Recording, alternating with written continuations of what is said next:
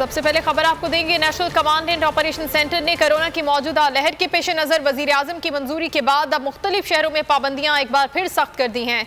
मुल्क के मुख्तलिफ शहरों में कारोबारी सरगर्मियां कल से रात 8 बजे और हफ्ते में 2 दिन बंद करने का ऐलान। फैसलों पर इत्तलाक 3 अगस्त से 31 अगस्त तक होगा। वजीर आजम के मुआविन खुसूसी बराए सेहत डॉक्टर फैसल सुल्तान के हमरा प्रेस ब्रीफिंग के दौरान वफाकी वजीर मनसूबाबंदी असद उमर ने कहा कि इस्लामाबाद, रावलपिंडी, लाहौर, फैसलाबाद और मुल्तान में बंदिशें लगेंगी।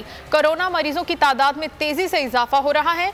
लोगों की सेहत के साथ रोजगार का ख्याल रखना भी हमारी जिम्मेदारी है। हमें एहसास है कि बंदिशों से आम आदमी की जिंदगी पर असर पड़ता है। इस हवाले से वजीर आजम की मंजूरी से कुछ फैसले किए हैं। पहले दिन जो वजीर आजम का फैसला था कि हमने सब कुछ बंद करके वबा का मुकाबला नहीं करना, हमने लोगों की सेहत की हिफाजत भी करनी है और साथ साथ हमने लोगों के रोजगार की हिफाजत भी करनी है। मार्केट की टाइमिंग जो है, जो अभी 10 बजे तक इजाजत जिनकी दी गई थी उसको वापस 8 बजे तक रहा है। 1 दिन की छुट्टी थी हफ्ते के अंदर, जिसको सेफ डे भी कहते हैं, उसको बढ़ाकर दोबारा से 2 दिन हफ्ते में किया जा रहा है। बदकिस्मती से जो हमने इजाजत दी थी इंडोर डाइनिंग की और हमने कहा था कि ये वैक्सीनेशन सिर्फ जिनकी हुई भी है उसका बिल्कुल भी इत्तलाक बहुत ज्यादा उसकी कमजोर कंप्लायंस हो रही थी, उसके ऊपर अमल दरामद जो है वो बहुत कमजोर था, तो इसलिए इंडोर डाइनिंग जो है उसको बंद किया जा रहा है जी। आउटडोर डाइनिंग जारी रहेगी, बाहर बैठ के खाना जो है वो जारी जाएगा। सिर्फ टाइम में तब्दीली, वक्त में तब्दीली है कि 12 बजे के बजाय ये 10 बजे तक किया जा रहा है। काफी अरसे तक ये चला कि दफ्तर में 50% अटेंडेंस होगी, बाकी 50% वर्क फ्रॉम होम का होगा, तो वही 50% की पॉलिसी दोबारा से लागू की जा रही है। पब्लिक ट्रांसपोर्ट के अंदर 70% कैपेसिटी के ऊपर पब्लिक ट्रांसपोर्ट जो है उसको ऑपरेट करने की इजाजत थी, उसको कम करके 50% पे किया जा रहा है। शादियां हैं वो 400 की जो पहले से हद मुतय्यन है उसी के साथ जारी रहेगा। पिंडी, फैसलाबाद, लाहौर, इस्लामाबाद, मुल्तान कोरोना एसओपीज की बड़ी पाबंदियों की जद में आ गए। एनसीओसी की नई पाबंदियां 3 अगस्त से लेके 31 अगस्त तक नाफिज रहेंगी। इस फैसले के बाद अवाम में शदीद गम गुस्सा पाया जाने लगा। अवाम का कहना है कि उनसे कारोबार और तालीम बुरी तरह से मुतासर होंगे। सिंध में लॉकडाउन के फैसले पर तनकीद करने वाले डॉक्टर से रुजू करें। तर्जुमान सिंध हुकूमत मुर्तज़ा वहाब की वफाकी हुकूमत पर नुक्ताचीनी। कहा, सिंध हुकूमत ने डॉक्टर्स के मशवरे से फैसले किए, हमने सनतें बंद नहीं की। मईशत तबाह करने की बात करने वाले हमारा नोटिफिकेशन देखें। बयानात देने की बजाय जिम्मेदारी का मुजाहिरा करना चाहिए। मीडिया से गुफ्तगू में मुर्तज़ा वहाब ने कहा कि लाहौर और इस्लामाबाद में डेल्टा वेरिएंट तेजी से फैल रहा है। डेल्टा वेरिएंट की रोकथाम के लिए मुश्किल फैसले करना होंगे। सिंध के लिए जुलाई हलाकत खेज साबित हो गया। 1 माह के दौरान 543 जिंदगियां कोरोना की भेंट चढ़ गईं। पिछले 24 घंटों में सूबे में 2549 नए केसेस सामने आ गए। सिर्फ कराची में 1750 से ज्यादा टेस्ट रिपोर्ट्स पॉजिटिव आई। डेल्टा के भयानक वार के बायस निज़ाम सेहत मफलूज हो गया। सिंध में कोरोना के बढ़ते केसेस की वजह से वैक्सीनेशन करवाने के लिए शहरियों ने कराची एक्सपो सेंटर का रुख कर लिया है। शहर के सबसे बड़े वैक्सीनेशन सेंटर पर गैर मामूली रश देखने में आ रहा है। इसी पर मजीद बताएंगे हमारे नुमाइंदे फैयाज बुखारी। जी बिल्कुल, इस वक्त हम एक्सपो सेंटर के बाहर मौजूद हैं और कोरोना वायरस के बढ़ते हुए केसेस सबके सामने हैं, जिसके बाइस एक्सपो सेंटर में भी अब कुछ हद तक हमें मामूल से कम जो है वो रश देखने में आ रहा है, क्योंकि जब से ऐलान हुआ है वज़ीर आला सिंध के हिसाब से कि 24 घंटे तमाम ही वैक्सीनेशन सेंटर्स को खोला जाए, जिसके बाइस जो है वो शहर कायद की दीगर शहरी जो हैं वो उस जानिब जाने लगे हैं और एक्सपो सेंटर में काफ़ी हद तक रश अब हम कम देख रहे हैं। अगर वैक्सीन की बात की जाए तो शहर के मुख्तलिफ इलाकों से साइनोवैक जो है वो डोज अब कम होने लगा है और ख़त्म होने लगा है, जिसके बाद शहरी शिकायत करते भी नज़र आते हैं कि हमें लाइन में लगने के बाद जो है वो पहला डोज जो हमें लगाना है वो अब मैसर नहीं है, जिसके बायस लोगों को दूसरे जो है वो डोज लगाए जा रहे हैं, जिसमें मेड्रोना है, एस्ट्राजेनेका है और फाइजर जैसे दूसरे डोज जो है वो लगाए जा रहे हैं। और शहरियों की बड़ी तादाद जो है उन्होंने वैक्सीनेशन सेंटर्स का रुख कर लिया है और इस वक्त भी हम देख रहे हैं कि एक्सपो सेंटर्स में काफ़ी लगी हुई हैं। फैयाज बुखारी, बहुत शुक्रिया आपका।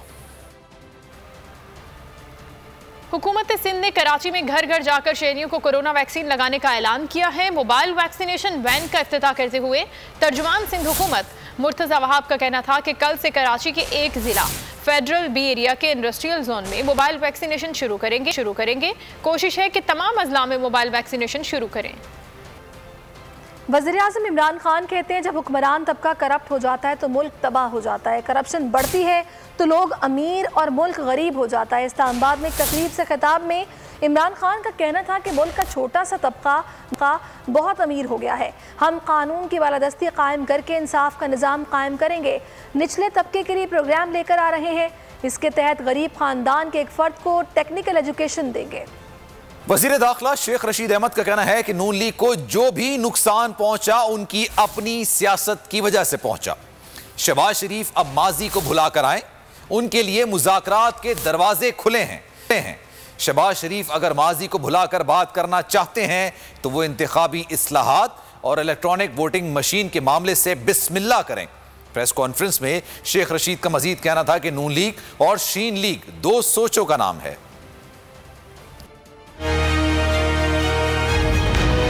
शहबाज शरीफ माजी को बुला के बात करना चाहता है तो हुकूमत तो कभी अपोजिशन के दरवाजे बंद नहीं हो सकते सियासत में। नून लीग और शीन लीग में मफामत और मजामत की लड़ाई है। मैंने जब बहुत पहले कहा था कि ये दो जमातें हैं, दो सोचों का नाम है। नून लीग और शीन लीग में मफामत और मजामत की आपस में अंदर से जंग है। इमरान खान को कोई थ्रेट नहीं है, वो लकी आदमी है, ना पीपल्स पार्टी से ना नून लीग से। इख्तदार के भूखों का जो जुमा बाजार लगा हुआ है वो उनको कोई पजीराई नहीं मिल रही सवाए मीडिया। अब देखें, एक छोटी सी मेरी रिक्वेस्ट पर अगर 40 कैमरे यहाँ आ जाते हैं तो जब वो एक ऐसी बात करते हैं जब हुकूमत के खिलाफ है तो उनको कवरेज मिलती है। कुल सियासत ये 40 कैमरों के अंदर हो रही है, बाकी उनकी कोई सियासत नहीं है। जो गैर जिम्मेदाराना और गैर पार्लिमानी जबान उन्होंने इस्तेमाल की, ये अपनी उंगलियां काटेंगे, इनका कोई सियासी मुस्तकबिल नहीं।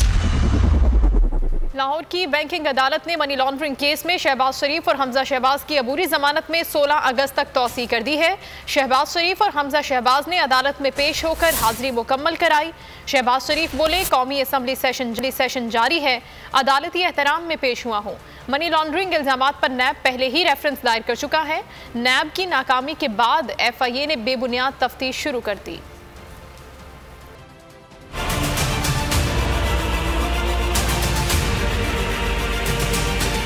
शहबाज शरीफ और हमजा शहबाज की गिरफ्तारी का खतरा टल गया। मनी लॉन्ड्रिंग केस में पूरी जमानत में 16 अगस्त तक तौसी मिल गई। बैंकिंग जराइम अदालत के रूबरू दरख्वास्त पर समाअत एडिशनल सेशन जज हामिद हुसैन ने बतौर ड्यूटी जज समाअत की।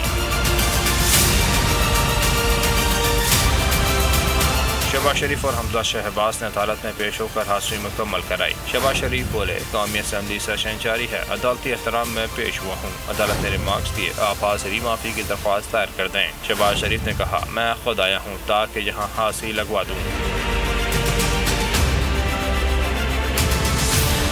वकील ने कौमी असम्बली सेशन के बाद 14 अगस्त के बाद की तारीख मुकर्रर करने की इस्तदा की। जज ने रिमार्क्स में कहा, बैंकिंग जराइम अदालत के जज कुछ रोज में चार्ज संभाल लेंगे। अमजद परवेज एडवोकेट ने FIA के हमजा शहबाज को शोकॉज नोटिस पर तहरीरी जवाब जमा करा दिया। शहबाज शरीफ ने मौक़िफ़ अपनाया। FIA ने बेबुनियाद मुकदमा दर्ज किया। मनी लॉन्ड्रिंग इल्जामात पर नैब पहले ही रेफरेंस दायर कर चुका है। नैब की नाकामी के बाद FIA ने बेबुनियाद तफ्तीश शुरू कर दी। शाम की तफ्तीश होना चाहता हूँ, अबूरी जमानत मंजूर की जाए। रमजान शुगर मिल्स केस में शहबाज शरीफ से क्या सवालात हुए, FIA ने रिपोर्ट अदालत में जमा करा दी।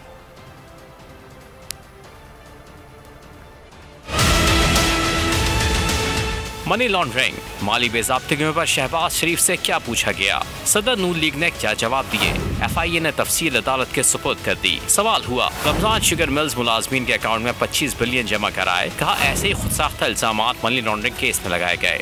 FIA ने पूछा कि आप अपने आप को और अहले खाना को सियासी तौर पर बेनकाब अफराद की इस्तिलाह में शामिल करते हैं। शहबाज शरीफ ने कहा, सियासी तौर पर बेनकाब अफराद की इस्तिलाह से वाकिफ नहीं। FIA ने सवाल किया, क्या आप जानते हैं कि बैनुल-अक़वामी तौर पर अवामी नुमाइंदगान पर आमदन से ज़ायद असासे बनाने के इल्जाम को गलत साबित करने का बोझ इन्हीं अफराद पर पड़ता है। शहबाज शरीफ ने कहा, मैं नहीं जानता। शहबाज शरीफ कहते हैं हमजा शहबाज और सलमान शहबाज खुद कफील हैं। रमजान शुगर मिल्स के मुतालिक सवालात उन्हीं से पूछे जाएं।